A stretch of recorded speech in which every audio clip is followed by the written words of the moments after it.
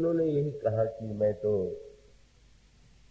इस नगरी के निकट सिंधापुरी के पास ही प्रवर्षण पर्वत पर निवास करूंगा और मित्र तुम जाकर के अंगद के सहित राज्य चलाओ और इस बात को मत भूल जाना कि तुम्हें सीता जी का पता लगाना। भगवान श्री राम यह संदेश, यह संकेत, आदेश सुग्रीव को देते हैं और प्रवर्षण पर्वत पर निवास करते हैं। प्रवर्षण पर्वत पर वर्षा ऋतु के दृश्य सामने आते हैं और वो जो प्रकृति का एक आनंददायी पक्ष है वह तो है ही, पर यह हमारी परंपरा रही है कि प्रकृति के द्वारा मनुष्य को जो संकेत और संदेश मिलते हैं, अगर उस संकेत और संदेशों को व्यक्ति समझ सके तो अपने लिए और वो समाज के लिए परम कल्याणकारी सिद्ध हो। इसलिए भगवान राम ने वर्षा ऋतु का वर्णन करते हुए भी लक्ष्मण के सामने प्रकृति का सौंदर्य नहीं प्रस्तुत किया। हमारे संस्कृत साहित्य में प्रकृति का बड़ा ही सुंदर वर्णन महाकवि कालिदास के काव्य में है, वाल्मीकि रामायण में है, अन्य ग्रंथों में भी है, पर प्रभु ने उसको उपदेश की दिशा में मोड़ दिया। और जब वर्षा ऋतु समाप्त हो गई और शरद ऋतु का आगमन हुआ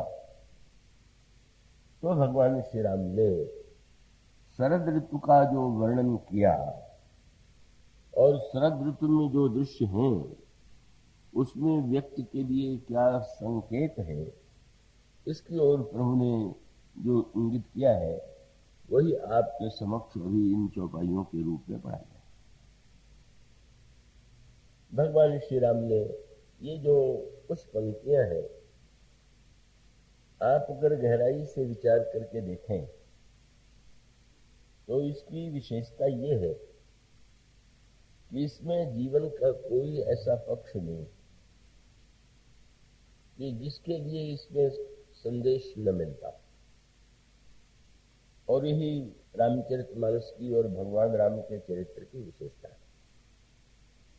ऐसे अनेक व्यक्ति होते हैं जो जीवन में कोई एक विशेष गुण या विशेष श्रेष्ठता के द्वारा पूजनीय हो जाते हैं, लेकिन जैसे कोई सर्वांग चरित्र, संपूर्ण चरित्र यदि इस दृष्टि से देखें तो एकमात्र भगवान राम का ही चरित्र जो है वो जीवन के समस्त पक्षों को आलोकित करता है।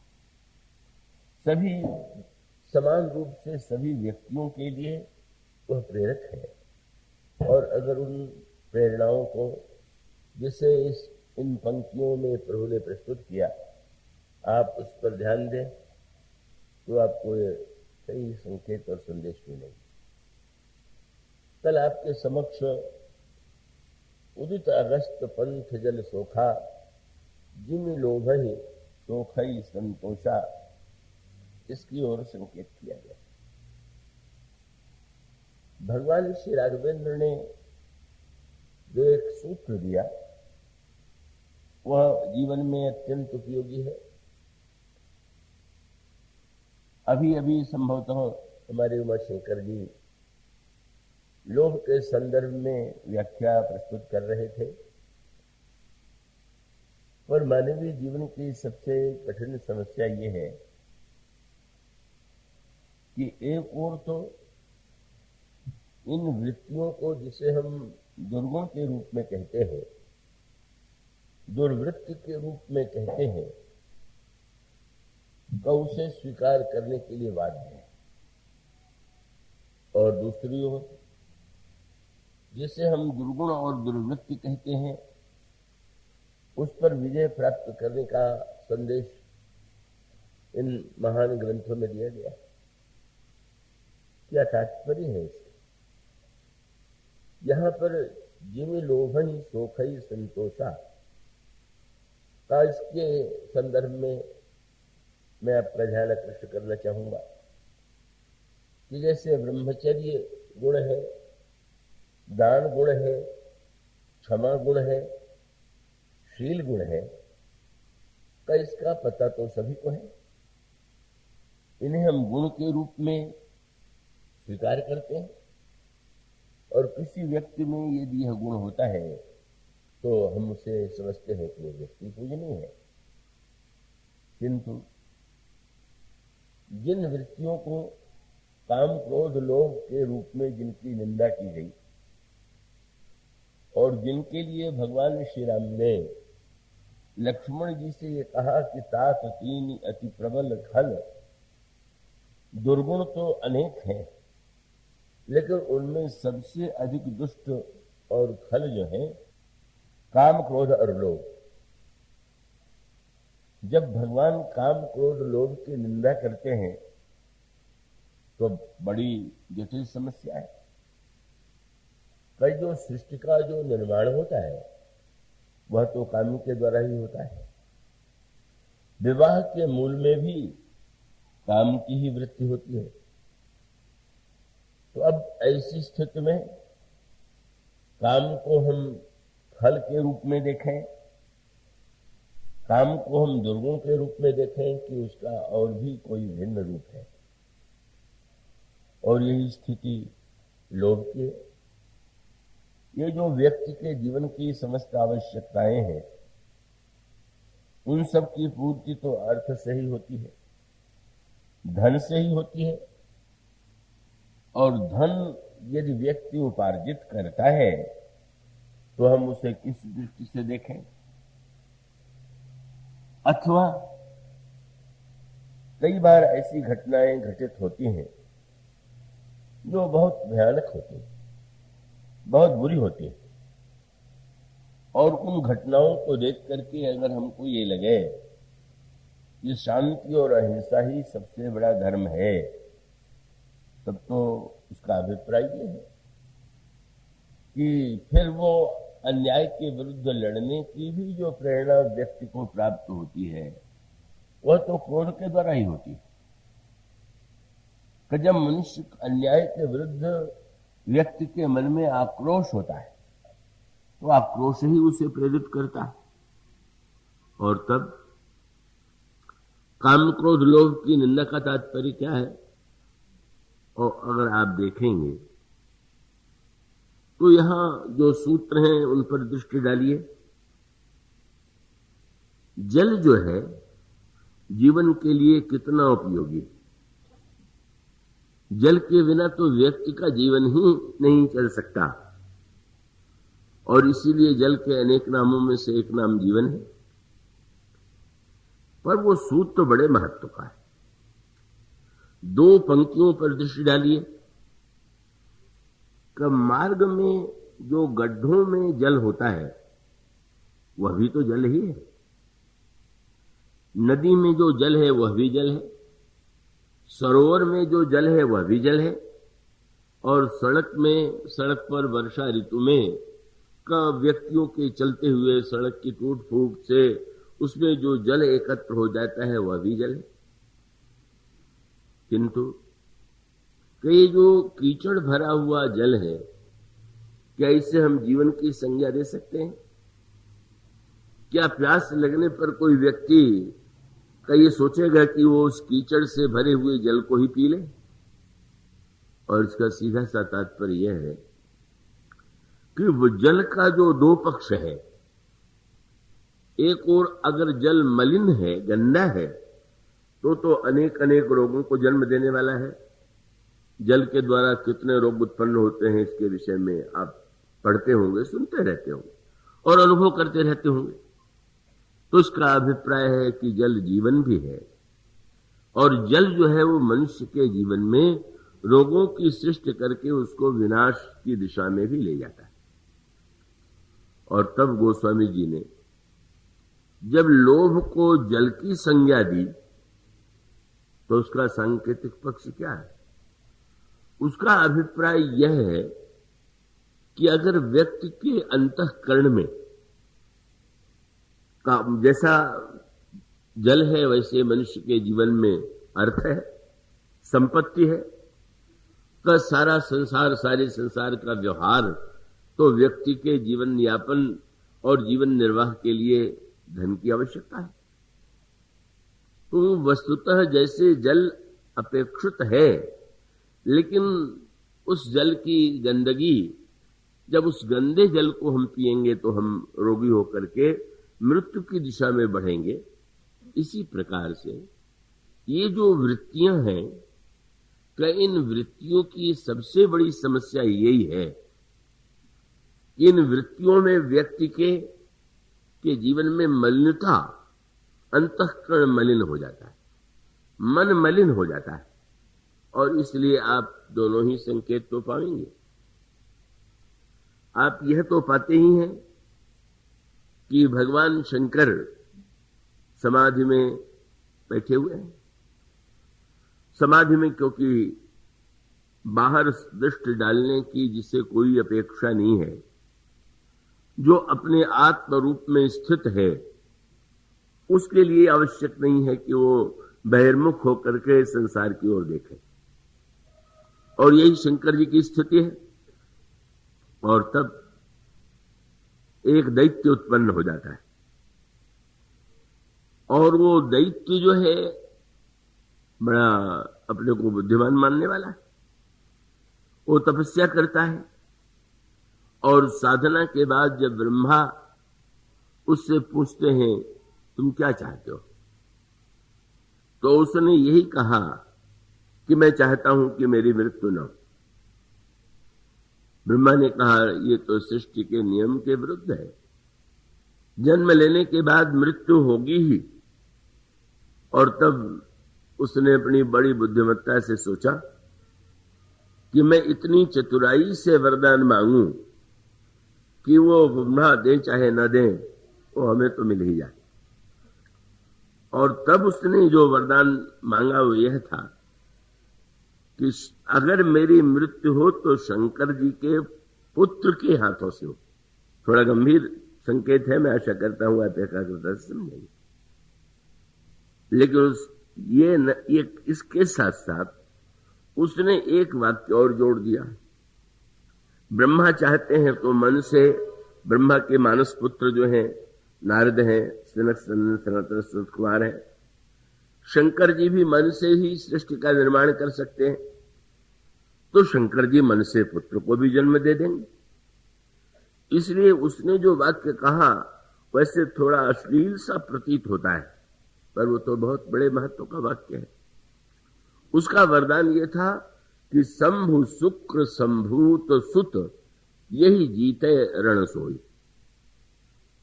भगवान शंकर के वीर्य से जिस पुत्र का जन्म हो उसी के द्वारा मेरा वध हो। अब इसका तात्विक पक्ष ये है कि एक व्यक्ति जो ब्रह्मचारी है उसका आनंद ऊर्ध्वगामी, वो ब्रह्म में स्थित होकर के आनंद का अनुभव करता है। और सांसारिक व्यक्ति जो है उसी आनंद को पाने के लिए अधोगामी होता है। जो ऊर्ध्व इंद्रियों से सुख पाले वो व्यक्ति महापुरुष है। और जिसके सुख के लिए का उसका आधा पतन या निम्न स्तर पर उतरना अपेक्षित है, वो तो संसार का ही व्यक्ति है। तो अब उसका अभिप्राय यह था कि शंकर जी जब समाधि में निरंतर ब्रह्म का अनुभव करते हैं तो अब वो नारी के द्वारा सुख के अनुभव की बात तो उनके अंतःकरण में आ ही नहीं सकती।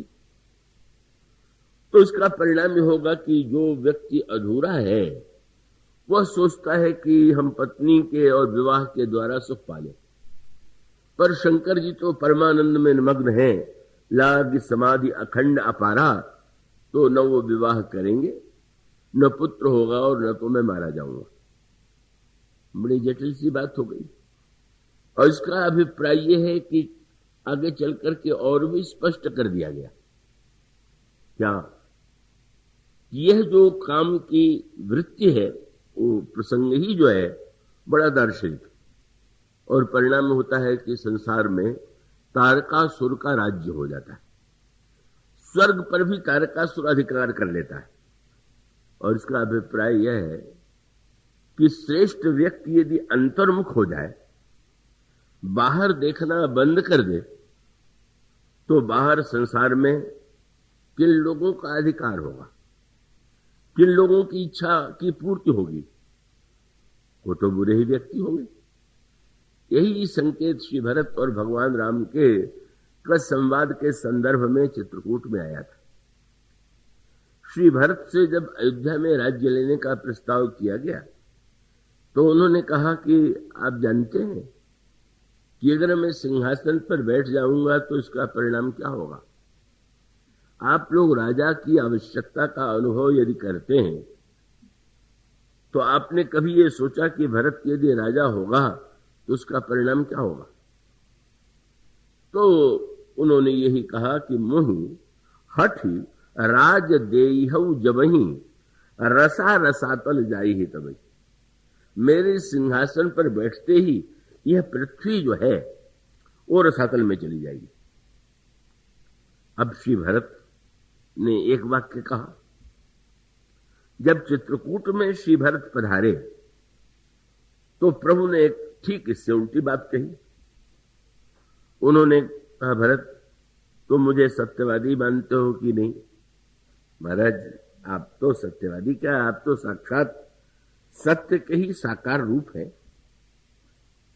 तो ये कहा कि महाराज तुम भरत, एक तो मैं सत्यनिष्ठ हूं और शंकर जी हमारे लिए सब कुछ है, तो मैं उनकी शपथ लेकर के एक बात कहूंगा। क्या कहूं? स्वभाव सत्य शिव साखी, भरत भूमि रह राउरी राखी। मैं शंकर जी की शपथ लेकर के कहता हूं कि तुम स्वीकार करोगे तो ही पृथ्वी रहेगी, और तुमने अस्वीकार कर दिया तो रसातल में चली जाएगी। तो दोनों तो बिल्कुल एक दूसरे से विरोधी बात कह रहे हैं, पर दोनों के भाव पर दृष्टि डालिए। श्री भरत से कोई पूछे, इतने बुरे से बुरे व्यक्ति सिंहासन पर बैठते हैं और पृथ्वी रसातल में नहीं जाती, और आप में ही ऐसी क्या विचित्रता है कि आपके पाप के कारण पृथ्वी रसातल में चली जाएगी? श्री भरत का तात्पर्य था कि जिस व्यक्ति के प्रति लोगों की ये धारणा हो कि ये बहुत बुरा है, पापी है, अन्यायी है, तो उसको तो स्वाभाविक रूप से लोग उसी दृष्टि से देखते।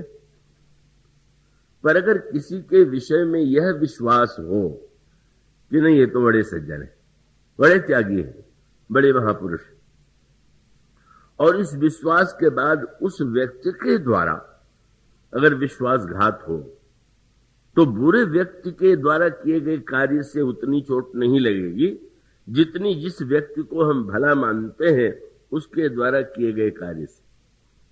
श्री भरत का तात्पर्य था कि आज तक असुरों ने ही अपने आप को पृथ्वी का स्वामी मानने की चेष्टा किया। उन्होंने अपने आप को माना कि मैं पृथ्वी का स्वामी। उनकी उस दुष्ट बुरी चेष्टा को पृथ्वी यह मान के चलती थी कि ये तो दुर्वृत्ति है ही, और इनका विनाश तो भगवान के द्वारा होगा ही। लेकिन मेरे विषय में तो प्रसिद्ध है कि भरत तो श्री राम के छोटे भाई है।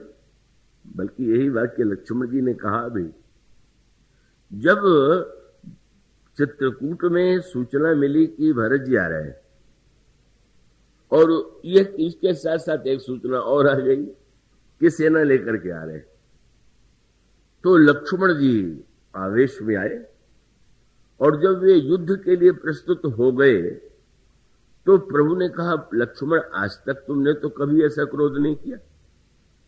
अयोध्या से मैं राज्य त्याग करके चलाया, तब तो तुम युद्ध के लिए तैयार नहीं हुए। आज तुम्हारे हृदय में इतना क्रोध क्यों आ गया? और तब उन्होंने कहा कि महाराज, मैं भरत को जैसा मानता था, का जिस समय मैंने सुना कि आपके स्थान पर भरत राजा होंगे, तो मुझे रंच मात्र दुख नहीं हुआ, क्योंकि मैं जानता था कि भरत तो महापुरुष है, संत है, आपके भक्त है। पर आज जब मैं सुन रहा हूं कि वो सेना लेकर के आ रहे हैं, और सेना तो लड़ने के लिए ही लेकर के आया जाता है, तो मुझे इतनी चोट लगी इस बात से कि मैं रोक नहीं पा रहा हूं। और शब्द उनका यही था, भरत नीति रत्न साधु सुजाना। लोग कहते थे भरत सुजान है, भरत साधु है, भरत बड़े नीतिज्ञ हैं, और प्रभुपद प्रीति सकल जग जाना। संसार के प्रत्येक व्यक्ति को ज्ञात है कि भगवान के चरणों में उनकी प्रीति है। देव वह भी आज राज शब्द नहीं, उन्होंने कितना सुंदर शब्द चुना। दूसरा कोई हो तो कहे कि राजपद शब्द का तो बार बार आया है, पर लक्ष्मण जी ने एक बड़ा सांकेतिक शब्द कहा, तेऊ आज राम पद पाई, चले धर्म मर्यादा मिटाई। ये पद तो किसी व्यक्ति का नहीं है, पृथ्वी के स्वामी तो एकमात्र आप ही हैं। पर भरत भी अगर ऐसी वृत्ति ले चुके, तो मुझे तो लगता है कि अब तो किसी पर विश्वास किया ही नहीं जाना चाहिए। और एक ही उपाय है कि राक्षसों का वध तो बाद में करेंगे, पहले नकली जो साधु प्रसिद्ध था, हम पहले इसी को समाप्त कर दें। उनका भ्रम था, पर भ्रम होते हुए भी उनके मन में जो सबसे अधिक आघात लगा वो इसी बात से लगा। तो श्री भरत ने ये कहा कि अभी तक तो पृथ्वी या संसार के लोग इस रूप में देखते थे, लेकिन आप लोग जब मुझे सिंहासन पर बैठा देंगे, तो पृथ्वी सोचेगी कि जब भरत जैसा व्यक्ति मुझ पर अधिकार की कल्पना कर रहा है, स्वामित्व की भावना अपने में ला रहा है, तो